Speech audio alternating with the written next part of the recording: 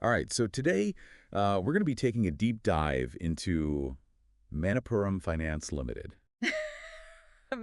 Yeah, it's like we're financial detectives today. Exactly. We're going to be looking at their quarterly reports. We've got all the evidence right here in front of We us. do. Official company filings, financial statements, Even the auditor's notes. the whole shebang. Yeah, we're going deep. Now, Manappuram Finance, for our listeners who may not know, Right. they're a big player in India's gold loan market. Huge market over there. Big market. Yeah. And they just declared an interim dividend. They're third this year. Third one, which is usually a pretty good sign. Yeah, definitely signals confidence. They seem to be doing pretty well. They're feeling good about their prospects. Exactly. And they're reporting a profit of 572 crores for the quarter. That's a healthy chunk of change. It is, but got to look at those numbers carefully, right? Absolutely. Always a good idea. Because these are unaudited numbers. Right. And there's this little section Info. in the auditor's report called emphasis of matter.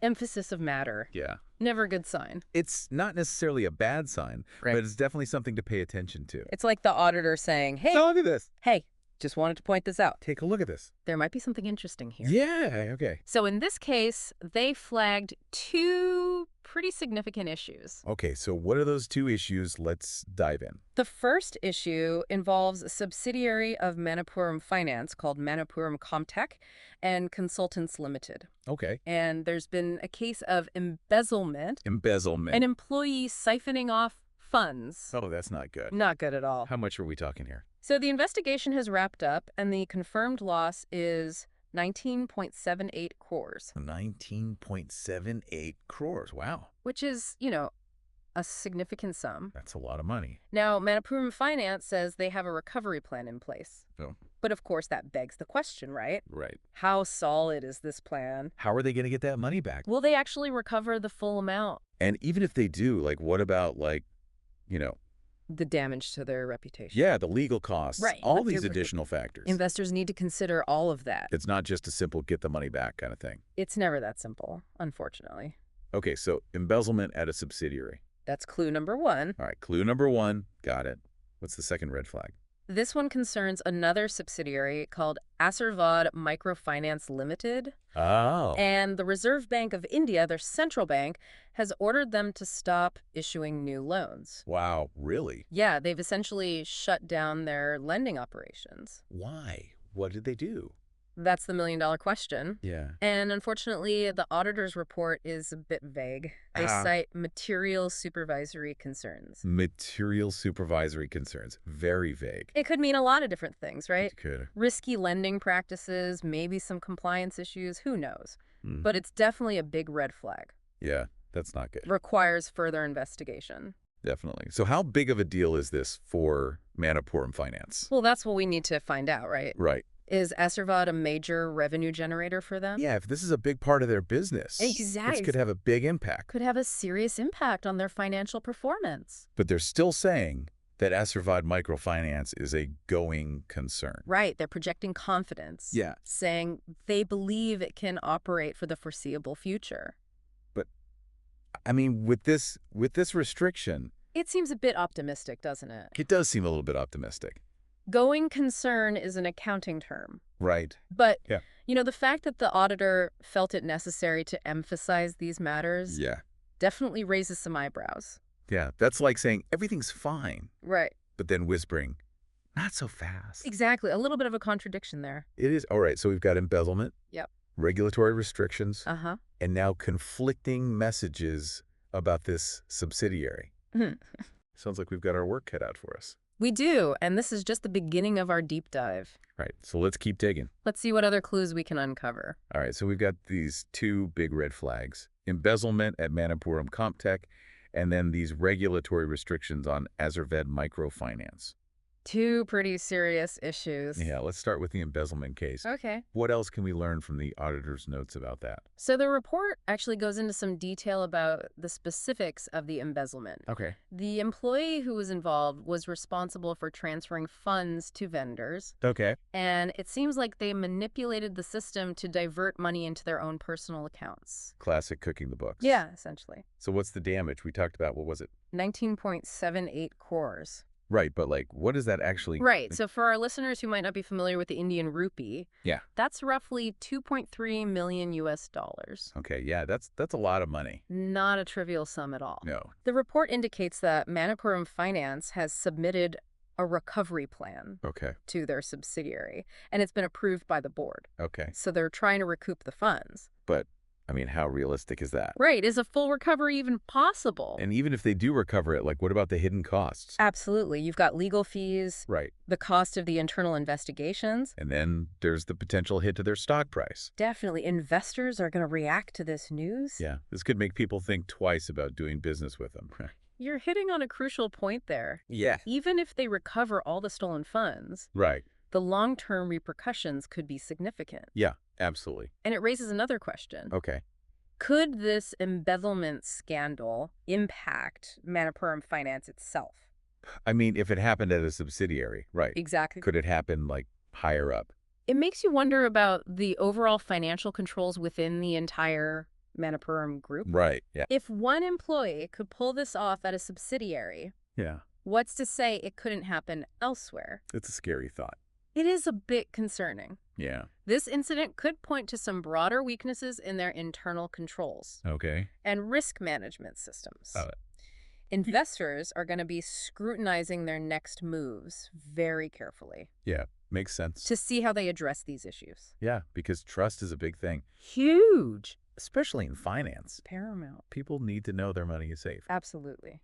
All right, so we've got some serious questions about this embezzlement case. We do. Let's move on to the second mystery, Okay. the regulatory restrictions on Asirvad microfinance. This one's even more shrouded in secrecy. It is, yeah, and the auditor's report doesn't really say why the Reserve Bank of India took action, right? No, it just says they were ordered to cease and desist from sanction and disbursal of loans Oh, due to material supervisory concerns. material supervisory concerns. What does that even mean? Right. That's the question. What? The report doesn't really go into detail, Okay. but it's worth noting that the RBI has been cracking down on microfinance institutions Really? in recent years, Why is that? especially those that engage in predatory lending practices. Oh, okay. They're trying to protect vulnerable borrowers from really high interest rates and unfair loan terms. So Asirvad might have been charging too much interest It's possible. or doing some other shady stuff. Potentially, yeah. But how does Manappuram Finance fit into all this? Right. They're still claiming that Asirvad is a going concern. They are. But doesn't that contradict what the RBI is saying? You've hit on a key discrepancy there. Yeah, it's like they're trying to downplay the situation. Exactly. Trying to project an image of stability, of confidence, Reassure investors. that everything is under control. But the auditor's report tells a different story. A more complex picture. Yeah, it's pretty interesting, actually. It is. The auditor includes a quote from Asirvad's own auditor, Oh, okay. and it sheds a little light on the RBI's concerns. Let's hear it. So the Asirvad auditor specifically mentions that the RBI's embargo was triggered by material supervisory concerns Okay. related to their pricing policy. Interesting. Their interest rates and spreads were deemed excessive. So it sounds like they were taking advantage of borrowers, Yeah, charging unfairly high interest rates. not a good look. Not at all. Raises some ethical questions. For sure. And this could damage Manappuram's reputation, too, Absolutely. if they knew about it and didn't do anything. It suggests they might have been turning a blind eye to these practices. Yeah, it's not looking good for them. No. But it gets even more complicated. How so? The Asirvad auditor, even though they highlight these concerns, Yeah. they still say that the going concern basis of accounting is appropriate. So they're essentially saying Yeah. that while these RBI restrictions will probably have a big impact on Asirvad's business, they still think the company can survive. Okay. They say things like they have enough funds for the next 12 months. And they're implementing cost-cutting measures. Right. But they also admit they're still working with the RBI to try to resolve these issues. So Asirvad's future is still uncertain, Very much so. and that uncertainty could affect Manappuram Finance. Especially if Asirvad is a big part of their revenue. Exactly. So we need to look at Manappuram's financial statements to see how exposed they really are.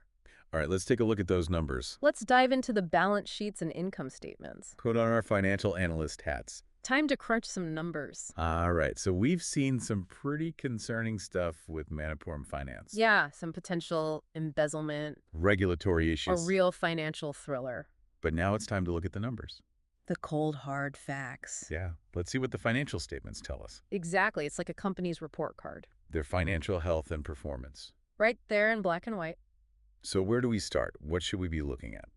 Well, there are a few key metrics that can give us some insights. First, let's look at their profitability. They did report a profit. They did. Ours 572 crores for the quarter. Right. But we need to look deeper. Deeper. Yeah, what about their profit margins? Are they making money efficiently? Exactly. Are the margins healthy or are they shrinking? Could be a sign of trouble if they're shrinking. Could indicate some underlying problems. Right, because a company can report a profit, Right. but if their margins are declining, Exactly. it might mean they're struggling.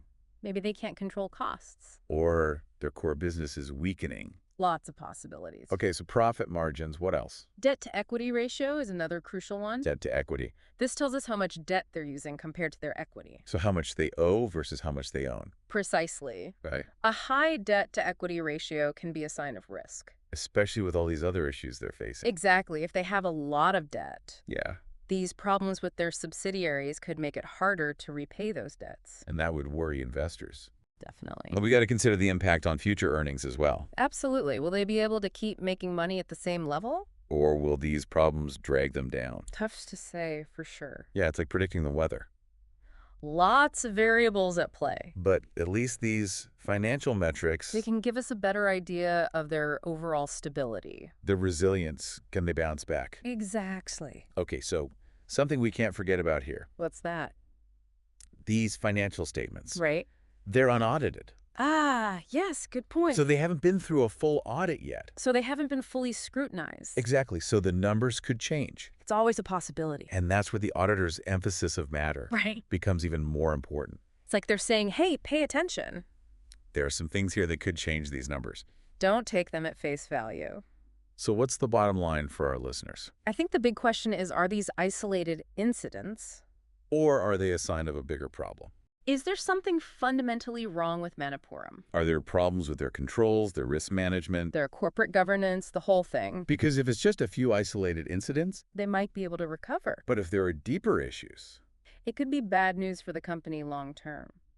so investors need to assess, is Manappuram's management taking this seriously? Are they doing something about these issues? Are they being transparent?